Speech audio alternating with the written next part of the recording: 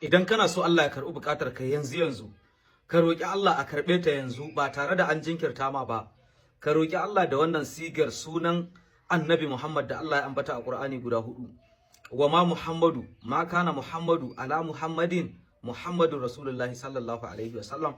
Zan ba da wannan shirin ne saboda kadai kaunar da nake wa manzon Allah. Na rantse da Allah, duk abin da kake da shi ka je ka zauna kana roƙon Allah da wannan sigar, Allah zai biya ma bukata. Kafa 7 ake yi. Yadda ake yi ko shine idan kai nafila, idan lokacin nafila ne ko da rana ko da daddare, zaka yi nafila, kai istighfar, kai wa annabi salati, kai la ilaha illallah, sai ka fara wa ma Muhammadu ma kana Muhammadu ala Muhammadin Muhammadu Rasulullahi sallallahu alaihi wasallam. Zaka yi wannan karatun kafa 99.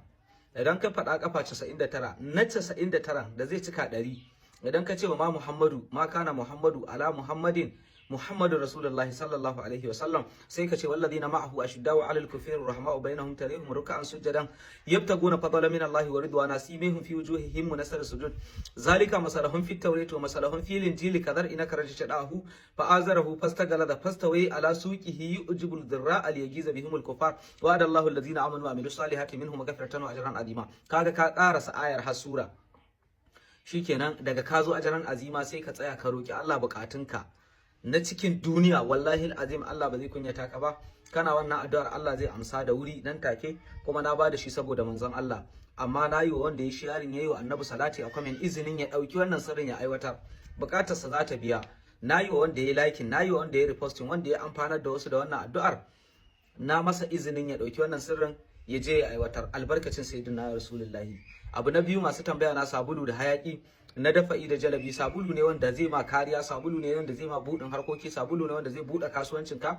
Haka masu online business, haka kuma mata wanda suke so Allah ya kawo mijin aure suna amfani da wannan sabulun. Allah zai kawo mijin aure cikin kankanin lokaci kuma cikin sauki a samu a yi aure. Ko da suna da matsalar iska, wannan matsalar Allah zai kauda ita albarkacin sayyidul wujud. Duk dan kasuwan da yake kasuwa ta ganin kuɗinsa suna lalacewa, zai yi lissafi a maimakon ya ga ci gaba sai dai ya ga faduwa. Mafi yawa shine matsalar radiyar hannu ne. To sabulu da hayakin nan zai lalata wannan matsalar, za a zauni lafiya. Masu tambayan zobe, ina ƙara faɗa, na matso kusa da kyamara, zobe sai ka daure.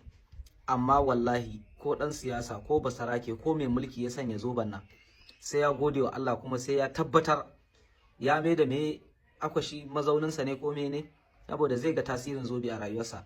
Namban wayan da za a same ni ita ce 081 45 31 5010. Allah bar mu da manzon Allah. Ayi sharing saboda Rasulullahi.